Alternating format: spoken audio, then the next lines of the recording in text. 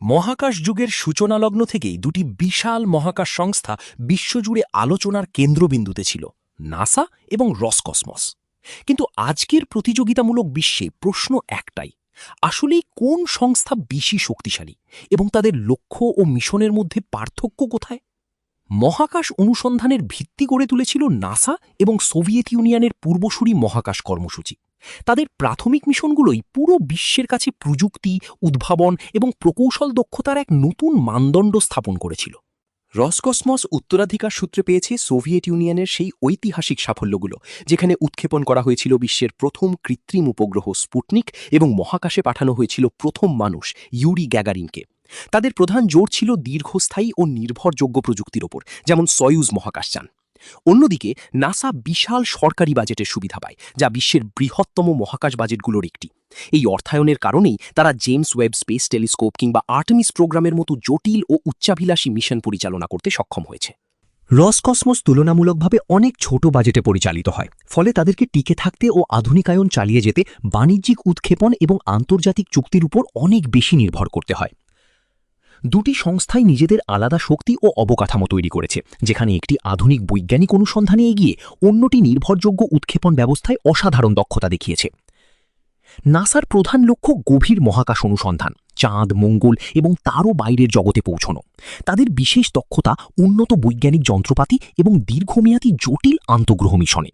অন্যদিকে রসকসমস পরিচিত তাদের নির্ভরযোগ্য সয়ুজ রকেটের জন্য, যা বহু বছর ধরে আন্তর্জাতিক মহাকাশ স্টেশনে মানুষ পাঠানোর একমাত্র নির্ভরযোগ্য মাধ্যম ছিল। এর ফলে পৃথিবীর কক্ষপথে মানুষের স্থায়ী উপস্থিতি বজায় রাখা সম্ভব হয়েছে। স্পেস শাটল যুগের পর মানব মহাকাশ যাত্রার ইতিহাস মূলত পারস্পরিক সহযোগিতার গল্প, যার কেন্দ্রবিন্দু ছিল আন্তর্জাতিক মহাকাশ স্টেশন বা আইএসএস।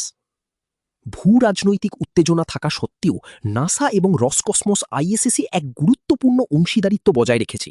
এটি প্রমাণ করে যে মহাকাশ অনুসন্ধান অনেক সময় জাতীয় সীমারেখাকেও অতিক্রম করে যায়।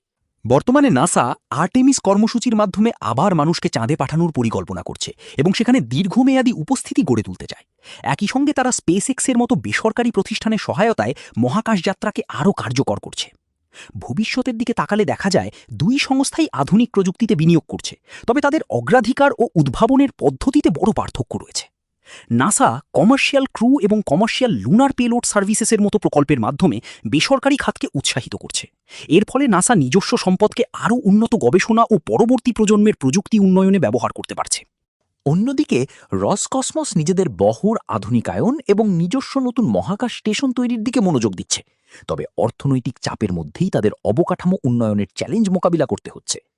শেষ পর্যন্ত কোন সংস্থা সেরা তা সম্পূর্ণ নির্ভর করে আপনি কোন মানদণ্ডকে বেশি গুরুত্ব দিচ্ছেন: বাজেট, বৈজ্ঞানিক আবিষ্কার, ঐতিহাসিক সাফল্য নাকি নির্ভরযোগ্যতা। বাজেট, বৈজ্ঞানিক গবেষণা এবং দূরবর্তী মহাকাশ অভিযানের ক্ষেত্রে নাসা নিঃসন্দেহে এগিয়ে, কিন্তু উৎক্ষেপণের নির্ভরযোগ্যতা এবং পৃথিবীর নিম্ন কক্ষপথে নিয়মিত প্রবেশাধিকার বজায় রাখার ক্ষেত্রে রসকসমস এখনও শক্ত অবস্থানে রয়েছে। এখন যখন বেসরকারি মহাকাশ কোম্পানিগুলোর প্রভাব দ্রুত বাড়ছে, তখন নাসা এবং রসকসমস উভয়কেই নতুন বাস্তবতার সঙ্গে খাপ খাইয়ে নিতে হচ্ছে। ভবিষ্যতে তাদের সাফল্য নির্ভর করবে নতুন অংশীদারিত্ব, উদ্ভাবনী প্রযুক্তি এবং আগামী প্রজন্মের মহাকাশ অভিযাত্রীদের অনুপ্রাণিত করার ক্ষমতার ওপর।